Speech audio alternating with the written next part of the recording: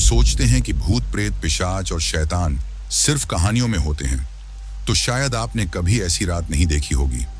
वो रात जब बारिश की ठंडी बूंदों के साथ मौत का साया भी आपके सिर पर बरसता है, जहां हर गली, हर मोड़ और हर छाया में एक शिकारी छुपा हो सकता है। ये कहानी मुंबई के एक पुराने इलाके की है, जहां आज भी लोग किसी को देर रात उस तंग गली में जाने से मना करते हैं, क्योंकि वहां खूनी शिकारी रहता है। अगस्त का महीना था। आसमान में काले बादल गरज रहे थे। मुंबई में बारिश तो आम थी, लेकिन आज की बारिश कुछ अलग थी। इसमें एक अजीब सी बेचैनी थी, जैसे हर बूंद के साथ कोई अदृश्य खतरा नीचे गिर रहा हो। रात के 11 बज चुके थे। गलियों में पानी भर चुका था और स्ट्रीट लाइट्स भी आधी बुझी हुई थी। हवा में गीली मिट्टी और पुराने कचरे की गंध थी। अर्जुन, 10 साल का एक बच्चा, स्कूल यूनिफॉर्म में भीगा हुआ अकेला चल रहा था। उसके हाथ में पुराना बस्ता था, जो बारिश में पूरी तरह भीग चुका था। चश्मे के शीशों पर पानी की बूंदें जम गई थीं, जिससे सामने का रास्ता धुंधला दिख रहा था। अर्जुन के स्कूल की छुट्टी आज देर से हुई थी और उसकी मां ने वादा किया था कि वो उसे लेने आएगी, लेकिन बारिश और ट्रैफिक के कारण वो नहीं पहुंच पाई। फोन करने का भी कोई तरीका नहीं था, क्योंकि अर्जुन के पास मोबाइल नहीं था। उसने सोचा, पुराने रास्ते से घर पहुंच जाऊंगा। वो छोटा है, उसे नहीं पता था कि ये गलती उसकी जिंदगी की सबसे बड़ी भूल बनने वाली है। अर्जुन तंग और अंधेरी गली में पहुंचा। बारिश की आवाज के बीच उसने सुना छर्र छर्र छर्र, जैसे लकड़ी के पहिए किसी पत्थर पर घिसट रहे हों। वह रुका। आवाज और साफ सुनाई दी और करीब आती जा रही थी। बारिश की धुंध में से एक परछाई उभरी। वह एक पुराना लकड़ी का हाथ से खींचा जाने वाला रिक्शा था। ऐसा रिक्शा अर्जुन ने सिर्फ अपने इतिहास की किताब में देखा था। रिक्शा खींचने वाला आदमी लंबा, बेहद दुबला और सिर झुकाए चल रहा था। बारिश उसके ऊपर गिर रही थी, लेकिन उसने सिर ढकने की कोई कोशिश नहीं की थी। उसके कपड़े पुराने और फटे हुए थे और हाथ पैर अजीब तरह से लंबे लग रहे थे। अर्जुन ने हिम्मत जुटाकर पूछा, भैया, शिवाजी नगर चलोगे? आदमी ने धीरे धीरे सिर उठाया। उसकी आंखें लाल थीं, इतनी लाल कि बारिश की रात में भी जलती हुई लग रही थी। बैठ जा। उसकी आवाज गहरी और भारी थी, जैसे किसी गुफा से आ रही हो। अर्जुन रिक्शे में बैठ गया। सीट ठंडी और भीगी थी और उसमें से सड़ी हुई लकड़ी की गंध आ रही थी। रिक्शा चलते ही अर्जुन ने महसूस किया कि उसके पहियों की आवाज अजीब है, जैसे लोहे को पत्थर पर रगड़ा जा रहा हो। बारिश अब और तेज हो गई थी। गली सुनसान थी और अंधेरा इतना गहरा कि दोनों तरफ की दीवारें भी मुश्किल से दिख रही थीं। कुछ मिनट बाद अर्जुन को एहसास हुआ कि यह रास्ता शिवाजी नगर का नहीं था। उसने डरते डरते पूछा, भैया, ये कौन सा रास्ता है? रिक्शा वाले ने कोई जवाब नहीं दिया, बस उसकी चाल और तेज हो गई। बिजली चमकी। अर्जुन का दिल रुक गया। उसने देखा, रिक्शा वाला इंसान नहीं था। उसके कान नुकीले, चेहरे पर लंबी दरारें और मुंह में तेज खून से सने दांत थे। उसकी त्वचा पर काले लाल धब्बे थे और उसकी आंखें आग की तरह जल रही थीं। अर्जुन का गला सूख गया। उसने पीछे मुड़कर भागने की कोशिश की, लेकिन तभी एक हड्डियों जैसी ठंडी हाथ ने उसका कंधा पकड़ लिया। शांत रह, वरना तू भी बाकी बच्चों की तरह। रिक्शा पानी से भरी गली में सरसराता हुआ आगे बढ़ रहा था। अर्जुन ने कंधे पर टंगा बस्ता कसकर पकड़ लिया। बारिश की ठंडी बूंदें अब भी उसके चेहरे और हाथों पर गिर रही थीं, लेकिन उसके रोंगटे किसी और वजह से खड़े थे। वह सोच रहा था, यह रास्ता तो मैंने कभी नहीं देखा और न ही यहां से शिवाजी नगर जा सकता है। उसने फिर हिम्मत करके कहा, भैया, यह गलत रास्ता है, मुझे घर जाना है। रिक्शा वाला चुप रहा। सिर्फ उसके कदमों की छप छप और लकड़ी के पहियों की छर्र छर्र की आवाज गूंज रही थी। अचानक अर्जुन ने महसूस किया कि दोनों तरफ की पुरानी दीवारों में से कोई उसे देख रहा है। टूटी खिड़कियों से अंधेरे में चमकती छोटी छोटी आंखें, जैसे कोई जानवर या इंसान नहीं, बल्कि कुछ और। बारिश की वजह से हवा में हल्का धुआं सा फैल गया था, जो गली को और डरावना बना रहा था। एक पल के लिए अर्जुन ने सोचा कि चिल्लाकर मदद मांगे, लेकिन आसपास कोई नहीं था। गली से गुजरते हुए अर्जुन को अचानक सड़ी हुई मांस की गंध आने लगी। वो गंध इतनी तेज थी कि उसका मन मिचलाने लगा। उसने पीछे मुड़कर देखा। रिक्शे के पिछले हिस्से में पानी के साथ कोई लाल रंग भी बह रहा था, जैसे खून बारिश के पानी में मिलकर बह रहा हो। अर्जुन की सांसें तेज हो गईं। अचानक आसमान में बिजली कड़की। एक पल के लिए गली में दिन जैसा उजाला हो गया। अर्जुन की नजर रिक्शा वाले के पैरों पर पड़ी। वो इंसान के पैर नहीं थे, वो लंबे, काले और पंजों जैसे नुकीले थे, जिनसे पानी में गहरी खरोंचें बन रही थीं। बिजली बुझते ही अंधेरा फिर छा गया और अर्जुन का दिल जोर जोर से धड़कने लगा। अब अर्जुन को सिर्फ रिक्शे की आवाज ही नहीं, बल्कि और भी कुछ सुनाई देने लगा। गली के अंधेरे में कहीं से बच्चों के रोने की धीमी आवाज आ रही थी। वो आवाज इतनी मध्यम थी जैसे बहुत दूर से आ रही हो या फिर किसी और दुनिया से। अर्जुन ने धीरे से कहा, भैया, ये कौन रो रहा है? रिक्शा वाले ने बस एक धीमी डरावनी हंसी हंसी। तू भी जल्द जान जाएगा। अर्जुन ने महसूस किया कि अब रिक्शा एक ऐसे रास्ते पर था जहां पानी और गहरा हो गया था। आसपास पुराने पेड़ थे जिनकी शाखाएं नीचे लटक रही थीं, जैसे किसी को पकड़ने के लिए। बारिश अब और तेज हो गई थी और हवा में ठंड की चुभन बढ़ रही थी। अर्जुन के दांत बजने लगे, लेकिन वह डर के मारे कुछ बोल नहीं पा रहा था। अचानक सामने एक पुरानी टूटी हवेली का बड़ा लोहे का दरवाजा नजर आया। वो आधा खुला था और उसके अंदर से हल्की सी पीली रोशनी निकल रही थी। रिक्शा वाला सीधे उसी दरवाजे की तरफ बढ़ने लगा।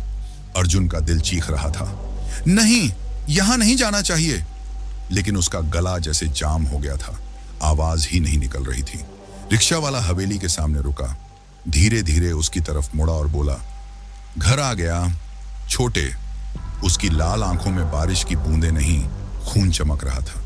लोहे का दरवाजा हवा में धीरे धीरे हिल रहा था और उसके टकराने से टन्न टन्न की आवाज आ रही थी। बारिश इतनी तेज थी कि हवेली का आंगन एक छोटे तालाब जैसा लग रहा था। दीवारों पर काई जमी थी और खिड़कियों के कांच टूटे हुए थे। ऊपर कहीं से पानी टपक रहा था। ठप ठप। अर्जुन का दिल जोर से धड़क रहा था। वह कांपती आवाज में बोला, भैया, मुझे घर जाना है, प्लीज। रिक्शा वाले ने कोई जवाब नहीं दिया। उसने अपने लंबे पतले हाथ से अर्जुन का कंधा पकड़कर धीरे धीरे हवेली के अंदर धकेला। हवेली का अंदरूनी हिस्सा ठंडा और अंधेरा था। सिर्फ एक पुराना पीला लालटेन कोने में जल रहा था। उसकी लौ कांप रही थी, जैसे वो भी डर रही हो। फर्श पर धूल और पानी का मिश्रण था और चारों तरफ मकड़ी के जाले लटक रहे थे। हवा में वही सड़ी हुई मांस की गंध और भी तेज हो गई थी। अर्जुन ने देखा, दीवारों पर अजीब सी खुरचने की निशानियां थीं, जैसे किसी ने नुकीले पंजों से उन्हें उधेड़ा हो। अचानक उसे फिर वही आवाज सुनाई दी, बच्चों के रोने की, लेकिन इस बार वो पास से आ रही थी। मदद करो, हमें बचाओ, अर्जुन ने कांपते हुए कहा। कौन है वहां? अगले ही पल अंधेरे से 3 छोटे छोटे हाथ दीवार के पीछे से बाहर निकले, लेकिन उन हाथों की त्वचा नीली और सड़ी हुई थी और उंगलियों पर नुकीले काले नाखून थे।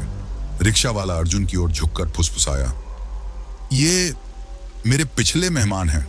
अर्जुन डर के मारे पीछे हट गया। तुम कौन हो?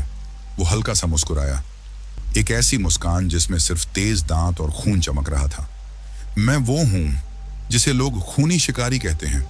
कभी मैं इंसान था, पर अब सिर्फ बच्चों का लहू मेरी प्यास बुझाता है। अर्जुन ने मौका देखकर पीछे मुड़कर भागना शुरू किया। उसके पैर पानी में फिसल रहे थे, लेकिन उसने हिम्मत नहीं छोड़ी। वो दरवाजे की तरफ दौड़ा, पर दरवाजा अब बंद था, इतना भारी कि उसे हिला भी नहीं पा रहा था। पीछे से शिकारी की हंसी गूंजी, भाग ले छोटे, जितना भाग सकता है, लेकिन तू बाहर नहीं जाएगा। बिजली चमकी और उसी रोशनी में अर्जुन ने उसका पूरा रूप देखा। उसकी रीढ़ सीधी नहीं थी, हड्डियां बाहर निकली थीं, त्वचा पर गहरे कट और नसें उभरी हुई थीं। सिर पर 2 छोटे सींग और आंखें जो अंधेरे में भी आग की तरह जल रही थीं। उसके हाथों की उंगलियां इतनी लंबी थीं कि वो फर्श को छू रही थीं और नाखून किसी छुरी जैसे नुकीले थे। अर्जुन पीछे हटते हटते कमरे के कोने में जा पहुंचा। अचानक फर्श का हिस्सा धंस गया और वो एक अंधेरी गीली सुरंग में गिर पड़ा। ऊपर से शिकारी की आवाज आई, अब असली खेल शुरू होगा। अर्जुन की पीठ और घुटनों में तेज चोट लगी। वो किसी गीली ठंडी जमीन पर गिरा था। चारों तरफ सन्नाटा और अंधेरा इतना गहरा था कि हाथ सामने करने पर भी दिख नहीं रहा था। ऊपर से पानी टपकने की टप टप की आवाज आ रही थी, लेकिन उस आवाज के साथ एक और हल्की डरावनी आवाज मिल रही थी, धीरे धीरे खुरचने जैसी आवाज, जैसे कोई नुकीले पंजे दीवार पर रगड़ रहा हो। अर्जुन ने धीरे धीरे हाथ बढ़ाकर अपने आसपास महसूस किया। दीवारें पत्थर की थीं, लेकिन उन पर नमी और काई जमी थी। कहीं कहीं से मिट्टी झड़ रही थी। उसके पैरों के पास कुछ नरम सा पड़ा था। जब उसने हाथ लगाया तो वह किसी इंसान का जूता था, पुराना, फटा हुआ और पूरी तरह भीगा हुआ। दिल में एक ठंडी लहर दौड़ गई। ये किसी का बचा हुआ सामान है जो शायद वापस नहीं गया। अचानक सुरंग में गूंजती आवाज आई, छोटे, छुप मत। ये वही आवाज थी शिकारी की, लेकिन अब वो पास थी, बहुत पास। अर्जुन ने तुरंत उल्टी दिशा में दौड़ना शुरू किया। सुरंग में उसका हर कदम छप छप कर रहा था, क्योंकि यहां घुटनों तक पानी भर चुका था। दौड़ते दौड़ते उसने देखा, सुरंग की दीवार पर अजीब सी आकृतियां बन रही थीं, धुंधली, फीकी, लेकिन साफ। बच्चों के चेहरे, उनके मुंह खुले थे, जैसे वे मदद के लिए चिल्ला रहे हों, लेकिन आवाज नहीं निकल रही थी। अर्जुन की सांस तेज हो गई। वो समझ गया, ये वही बच्चे हैं जो शिकारी का शिकार बन चुके हैं। अचानक अर्जुन का पैर किसी चीज से टकराया और वह पानी में गिर पड़ा। ठंडे पानी में डूबते ही उसे महसूस हुआ, कोई हाथ उसके टखनों को पकड़ रहा है। वो हाथ बर्फ जैसे ठंडे और उंगलियां इतनी नुकीली कि उसकी त्वचा छिलने लगी। अर्जुन ने पूरी ताकत से पैर मारा और ऊपर आया, लेकिन ऊपर आते ही उसके सामने अंधेरे में दो लाल आंखें चमक उठी। सुरंग में शिकारी का काला, टेढ़ा मेढ़ा शरीर आगे बढ़ रहा था। पानी में उसकी चाल इतनी अजीब थी, जैसे वो तैर भी रहा हो और रेंग भी रहा हो। उसके मुंह से ठंडी भाप निकल रही थी और नाखून पानी को चीरते हुए आगे बढ़ रहे थे। अब भागकर कहां जाएगा, छोटे? उसकी आवाज गूंजी। अर्जुन ने पूरी ताकत से दौड़ लगाई और सुरंग के एक मोड़ पर मुड़ गया। यहां रास्ता दो हिस्सों में बंट रहा था, एक बाईं तरफ, एक दाईं तरफ। उसने बिना सोचे दाईं तरफ दौड़ना शुरू किया, लेकिन कुछ ही कदम बाद उसे एहसास हुआ कि यह गलती थी, क्योंकि सामने दीवार थी, बिल्कुल बंद रास्ता। पीछे से पानी में हिलोरें उठी, शिकारी आ चुका था। अर्जुन दीवार से पीठ लगाकर खड़ा हो गया। उसके हाथ कांप रहे थे, दिल जोर से धड़क रहा था। शिकारी धीरे धीरे करीब आ रहा था। उसकी आंखें लाल रोशनी से जल रही थीं। उसके होंठ खुले और नुकीले दांत बाहर निकले। अर्जुन को लगा यही उसका अंत है। तभी अचानक ऊपर से किसी ने एक मोटी रस्सी फेंकी और जोर से चिल्लाया, पकड़ो इसे और ऊपर खींचो। अर्जुन ने बिना सोचे रस्सी को पकड़ लिया। उसके हाथ ठंड और डर से कांप रहे थे, लेकिन ऊपर से किसी ने पूरी ताकत से खींचना शुरू कर दिया। सुरंग का ठंडा पानी उसके पैरों से बह रहा था और पीछे से शिकारी की छप छप की आवाज और तेज हो रही थी। अर्जुन ऊपर देखते हुए चिल्लाया, जल्दी जल्दी खींचो। अचानक शिकारी ने उसका टखना पकड़ लिया। बर्फ जैसे ठंडे पंजों की पकड़ इतनी मजबूत थी कि अर्जुन का पैर छिलने लगा और खून पानी में घुल गया। ऊपर से एक भारी आवाज गूंजी, छोड़ उसे दानव। और फिर एक तेज चांदी जैसी चमक हवा में लहराई और पानी में गिर गई। शिकारी दर्द से चीखा और उसकी पकड़ ढीली हो गई। अर्जुन को ऊपर खींचकर एक बुजुर्ग आदमी ने बाहर निकाला। उसकी उम्र लगभग 60 साल होगी। चेहरे पर गहरी झुर्रियां, लेकिन आंखों में अजीब सी चमक थी। उसने मोटा रेनकोट पहना हुआ था और हाथ में एक लंबा भाला पकड़ा था, जिसकी नोक चांदी की लग रही थी। बाहर अब भी मूसलधार बारिश हो रही थी। हवेली के पीछे का आंगन कीचड़ और पानी से भर चुका था। हवा इतनी ठंडी थी कि सांस से भाप निकल रही थी। अर्जुन हांफते हुए बोला, आप कौन हैं? बुजुर्ग ने कहा, मैं वही हूं जो सालों से इसे रोकने की कोशिश कर रहा हूं, लेकिन आज ये बहुत ताकतवर हो गया है। उनकी बातें खत्म भी नहीं हुई थीं कि पीछे से एक जोरदार धमाक की आवाज आई। हवेली की दीवार का एक हिस्सा टूटकर गिरा और उसी मलबे के बीच से शिकारी बाहर निकला। उसकी लाल आंखें अब और भी चमक रही थीं और मुंह से भाप के साथ गरजती आवाज निकल रही थी, कोई मुझसे मेरे शिकार को नहीं छीन सकता। अर्जुन और बुजुर्ग ने तुरंत भागना शुरू किया। कीचड़ में पैर बार बार फिसल रहे थे, लेकिन डर ने उनकी रफ्तार बढ़ा दी। वे एक संकरी गली में घुस गए। यहाँ बारिश का पानी एक तेज धारा बन चुका था जो घुटनों तक भर गया था। दीवारों के ऊपर लटकती तारें हवा में हिल रही थीं और कभी कभी उनमें से हल्की चिंगारियां निकल रही थीं। पीछे से शिकारी की छप छप की आवाज करीब आती जा रही थी। कभी कभी उसकी परछाई बिजली की चमक में दीवारों पर बनती, लंबी, टेढ़ी और डरावनी। गली में अचानक शिकारी ने छलांग लगाई और बुजुर्ग पर टूट पड़ा। भाले की नोक उसके सीने से कुछ इंच दूर रह गई, लेकिन शिकारी ने एक पंजे के वार से बुजुर्ग का कंधा फाड़ दिया। खून बारिश के पानी में घुलकर लाल हो गया। अर्जुन ने चीखते हुए एक टूटी ईंट उठाई और शिकारी के सिर पर दे मारी। वो पल भर के लिए पीछे हटा, लेकिन उसकी नजर अर्जुन पर टिकी रही। तू कहीं नहीं जाएगा छोटे, बुजुर्ग ने अर्जुन का हाथ पकड़कर गली के आखिरी मोड़ पर धकेला। वहां एक पुराना लोहे का दरवाजा था जिसे उन्होंने धक्का देकर खोला और अंदर घुस गए। अंदर एक अंधेरी सीलन भरी कोठरी थी। उन्होंने दरवाजा बंद कर दिया और भारी सांसें लेते हुए बोले, यह दरवाजा कुछ देर हमें बचा सकता है, लेकिन हमें जल्द ही इसे खत्म करना होगा। अर्जुन कांपते हुए पूछ बैठा, ये आखिर है क्या? बुजुर्ग की आंखें अंधेरे में चमकी। ये इंसान नहीं, ये वो शिकारी है जिसे एक बार मारकर भी जिंदा किया गया था। बारिश अब पहले से भी तेज हो चुकी थी। ठंडी हवा में पानी की बूंदें सुइयों की तरह चुभ रही थीं। अर्जुन और बूढ़ा आदमी एक जर्जर आधी टूटी हुई छत के नीचे खड़े थे। अर्जुन की सांसें अभी भी तेज थीं। कपड़े गीले होकर शरीर से चिपक गए थे। दूर से उस शिकारी की परछाई अब भी सड़क पर हिल रही थी, जैसे वह कभी भी यहां आ सकता है। बूढ़े आदमी ने अर्जुन की आंखों में गहरी नजर डाली और धीमी आवाज में बोला, तू जानता है वो कौन है? वो सिर्फ एक इंसान नहीं, एक शापित आत्मा है। अर्जुन ने कांपते हुए पूछा, शापित? क्यों? क्या किया था उसने? बूढ़ा आदमी एक लंबी सांस लेकर बैठ गया। फिर जैसे किसी पुराने घाव को कुरेदते हुए बोला, आज से करीब 40 साल पहले ये इलाका बसा हुआ था। यहां बच्चों की हंसी, लोगों की आवाजें गूंजती थीं। लेकिन एक रात ऐसी ही बरसात में एक शिकारी आया। वो जंगली जानवरों का शिकारी था, लेकिन उस रात उसने इंसानों का शिकार किया। अर्जुन की आंखें फैल गईं, लेकिन बूढ़ा आगे बोलता रहा। लोग कहते हैं उसने एक बच्चे को जाल में फंसाया क्योंकि उसे लगा कि वो किसी श्राप से बचने की चाबी है, पर वो बच्चा मर गया और उस बच्चे की मां ने मरते वक्त उसे श्राप दिया, तू हर बारिश वाली रात हमेशा भूखा रहेगा और तेरे शिकार कभी खत्म नहीं होंगे। अर्जुन के हाथ ठंड से नहीं, डर से कांप रहे थे। तो वो हर बारिश में बाहर निकलता है? बूढ़ा आदमी धीरे धीरे सिर हिलाता है। हाँ, और तू उसकी लिस्ट में नया नाम है। पास की गली से अचानक एक तेज सीटी की आवाज आई। बूढ़ा चौंक गया।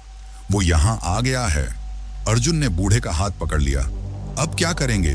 बूढ़े ने गहरी आवाज में कहा, अब या तो तू भाग या तू उसका सामना कर, लेकिन याद रख, एक बार उसने तुझे छू लिया तो तू भी उसकी तरह हो जाएगा। दूर बिजली चमकी और उसी रोशनी में अर्जुन ने पहली बार शिकारी का चेहरा साफ देखा। आधा इंसान, आधा जानवर, आंखें खून सी लाल और मुंह में नुकीले टेढ़े मेढ़े दांत। बारिश की आवाज अब डर के ढोल जैसी लग रही थी। बिजली की चमक में अर्जुन की नजर उस शिकारी पर जमी हुई थी। वो धीरे धीरे पास आ रहा था, हर कदम पर पानी में छपाक की आवाज के साथ। बूढ़ा आदमी तेजी से अर्जुन को खींचकर पास के एक पुराने गोदाम में ले गया। गोदाम का दरवाजा आधा टूटा हुआ था, लेकिन अंदर थोड़ी देर के लिए सुरक्षित महसूस हो रहा था। सुन अर्जुन, बूढ़े ने फुसफुसाते हुए कहा, अगर तुझे बचना है तो एक ही तरीका है, उसके अपने हथियार से उसे खत्म करना। अर्जुन ने चौंक कर पूछा, उसके अपने हथियार से? बूढ़ा आदमी ने एक पुराने लकड़ी के बॉक्स से एक जंग लगा लोहे का भाला निकाला। ये उसी का है, सालों पहले यहीं छूट गया था, इसी से उसने पहला शिकार किया था। अर्जुन ने भाले को हाथ में लिया, उसका वजन और ठंडक महसूस की। बारिश की बूंदें टूटी छत से अंदर गिर रही थीं और बाहर से शिकारी की गुर्राहट साफ सुनाई दे रही थी। वो क्यों नहीं सीधा अंदर आ रहा? अर्जुन ने पूछा। बूढ़ा धीरे से बोला, क्योंकि वो खेल रहा है, उसे डर का मजा आता है।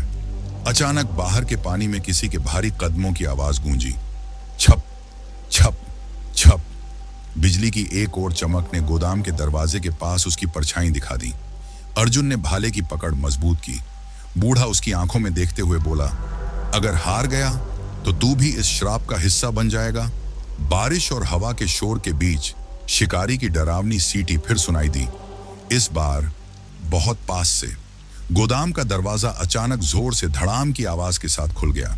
तेज हवा और बारिश की बौछार अंदर घुस आई और उसके साथ वो शिकारी। उसके शरीर से पानी टपक रहा था। आंखों में एक अजीब चमक थी, मानो वो अर्जुन की हर धड़कन सुन सकता हो। आखिरकार मिल ही गए। उसकी आवाज ठंडी और खौफनाक थी। तुमसे पहले तुम्हारे जैसे कई लोग इस रात में खो चुके हैं। अर्जुन ने भाले को सीने के सामने तान दिया। आज मैं खोने नहीं आया हूं, लेने आया हूं। शिकारी हंस पड़ा, एक भारी और गूंजती हंसी।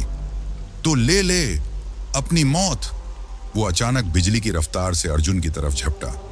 अर्जुन बगल में लुढ़क कर बचा, लेकिन उसकी पीठ एक लोहे के ड्रम से टकरा गई। दर्द के बावजूद उसने भाले को घुमाकर शिकारी के पैर पर वार किया। एक चीख गूंजी, मानो इंसान नहीं कोई जानवर चिल्ला रहा हो। खून नहीं निकला, बल्कि काले रंग का चिपचिपा तरल बारिश के पानी में घुल गया। बूढ़ा कोने से चिल्लाया, अभी अभी उसके दिल में वार कर, नहीं तो देर हो जाएगी। शिकारी गुस्से में गरजा और अर्जुन की गर्दन पकड़ ली। अर्जुन की सांस रुकने लगी, आंखों के सामने धुंध छाने लगी, लेकिन आखिरी ताकत जुटाकर उसने भाले की नोक उसके सीने में घोंप दी। एक पल के लिए सब कुछ थम गया। फिर बिजली की चमक के साथ शिकारी की काया धुएं में बदलने लगी और उसकी चीख आसमान में गूंजती चली गई। बारिश अब भी हो रही थी, लेकिन हवा में वो डरावना दबाव खत्म हो चुका था। अर्जुन घुटनों के बल बैठ गया, सांसें भारी, भाला अब भी हाथ में।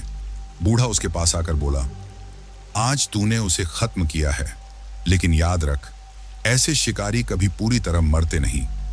बारिश धीरे धीरे थम चुकी थी। गोदाम के बाहर सड़कों पर पानी जमा था और हर जगह सिर्फ पानी की बूंदों की टप टप की आवाज गूंज रही थी। अर्जुन ने भाले को नीचे रखा, उसके हाथ कांप रहे थे। बूढ़ा बाहर देखने लगा, फिर धीमे स्वर में बोला, तू सोच रहा होगा कि अब सब खत्म हो गया है, लेकिन तू बस शुरुआत में है। अर्जुन ने चौंक कर उसकी तरफ देखा। क्या मतलब? वो तो मर चुका है, मैंने अपनी आंखों से देखा। बूढ़ा हल्की हंसी हंसा, लेकिन उसमें कोई खुशी नहीं थी। मरना और खत्म होना दोनों अलग बातें हैं। तूने उसकी इस दुनिया की काया तोड़ी है, लेकिन उसकी आत्मा, वो अब भी जिंदा है। अर्जुन का दिल तेजी से धड़कने लगा। तो अब क्या होगा? बूढ़ा बाहर की अंधेरी गली की तरफ इशारा करके बोला, बारिश के पानी में बहकर वो किसी और जगह जाएगा और वहां एक नया शिकार ढूंढेगा। उसी वक्त दूर से एक औरत की चीख सुनाई दी। अर्जुन और बूढ़ा दोनों ने एक दूसरे को देखा और फिर बिना समय गंवाए बाहर भागे। गली में जाकर उन्होंने देखा, एक औरत पूरी भीगी हुई सड़क के किनारे खड़ी थी। उसके लंबे बाल उसके चेहरे को ढक रहे थे और उसके पैरों के पास काले पानी का छोटा सा गड्ढा बन रहा था, जिसमें से हल्का सा धुआं उठ रहा था। बूढ़ा फुसफुसाया, वो लौट आया है। बारिश के बाद की ठंडी हवा में भी एक अजीब सी गंध थी, कुछ सड़ी हुई मिट्टी और पुराने खून जैसी। अर्जुन धीरे धीरे उस औरत के पास पहुंचा। मैडम, आप ठीक हैं? औरत ने अपना सिर थोड़ा उठाया। उसके चेहरे पर पानी की बूंदें चमक रही थीं, लेकिन उसकी आंखें बिल्कुल काली थीं। अर्जुन का दिल धक से रह गया। बूढ़ा धीरे धीरे पीछे हटने लगा और कांपते स्वर में बोला, अर्जुन पीछे हट, ये इंसान नहीं है। अचानक औरत के होंठ हल्के से खुले और उससे वही पुरानी डरावनी आवाज निकली, मुझे भूख लगी है, बहुत भूख। अर्जुन समझ चुका था, शिकारी मरकर भी खत्म नहीं हुआ था। उसने इस औरत के शरीर पर कब्जा कर लिया था। औरत एक झटके से आगे बढ़ी। उसके नाखून अब लंबे और तेज हो चुके थे। अर्जुन ने पीछे हटते हुए अपने भाले को मजबूती से पकड़ा, लेकिन उसके हाथ पसीने से फिसल रहे थे। बूढ़ा चिल्लाया, अगर इस बार चूक गया तो यह शहर खत्म हो जाएगा। तभी दूर से पुलिस सायरन की आवाज आई। शिकारी की नई काया ने एक लंबी कान फाड़ देने वाली चीख मारी और फिर गली की अंधेरी तरफ भाग गया। अर्जुन और बूढ़ा उसके पीछे दौड़े, लेकिन गली के मोड़ पर पहुंचते ही सिर्फ अंधेरा और पानी का बहाव था। बूढ़ा धीरे से बोला, अब वो कहीं भी हो सकता है, किसी के भी अंदर। रात 1 बजे का समय था। बारिश थम चुकी थी, लेकिन सड़कें अब भी पानी से भरी थीं। चारों तरफ अजीब सी खामोशी थी, जैसे शहर अपनी सांसें रोककर कुछ भयानक होने का इंतजार कर रहा हो। अर्जुन और बूढ़ा दोनों चुपचाप पुराने बस स्टैंड के पास खड़े थे। बूढ़े ने धीमी आवाज में कहा, ये यहीं आएगा, यहीं से सब शुरू हुआ था और यहीं खत्म होगा। अचानक दूर से किसी के पैरों के पानी में छप छप करने की आवाज आई। अंधेरे से वही औरत बाहर आई, लेकिन अब उसका चेहरा पूरी तरह विकृत था। आंखें काली, त्वचा पर गहरे नीले निशान और होंठों से टपकता काला तरल। तुम मुझसे बच नहीं सकते। उसकी आवाज में 2 अलग अलग स्वर थे, एक महिला का और एक गहरी पुरुष जैसी गुर्राहट। अर्जुन ने अपने भाले की नोक पर कपड़ा लपेटकर उसे तेल से भिगोया और आग लगा दी। शिकारी हंसा, आग, ये मुझे नहीं रोक सकती। लेकिन अर्जुन अब पीछे हटने वाला नहीं था। वो तेजी से उसकी तरफ बढ़ा और जैसे ही शिकारी झपटा, अर्जुन ने जलते हुए भाले को उसके सीने में घोंप दिया। चीख इतनी तेज थी कि आसमान में बैठे पक्षी तक उड़ गए। औरत का शरीर जलने लगा और साथ ही हवा में एक अजीब सी बदबू फैल गई, जैसे सड़ी हुई हड्डियां जल रही हों। बूढ़ा जमीन पर बैठ गया, थका हुआ। खत्म हो गया अर्जुन, अब कोई और शिकार नहीं होगा। लेकिन जब दोनों जाने लगे तो उन्होंने पीछे देखा। जलती हुई लाश के बीच राख में 2 चमकती काली आंखें अब भी उन्हें घूर रही थीं और उन आंखों से हल्की सी हंसी की आवाज आ रही थी, अगली बारिश तक मैं वापस आऊंगा।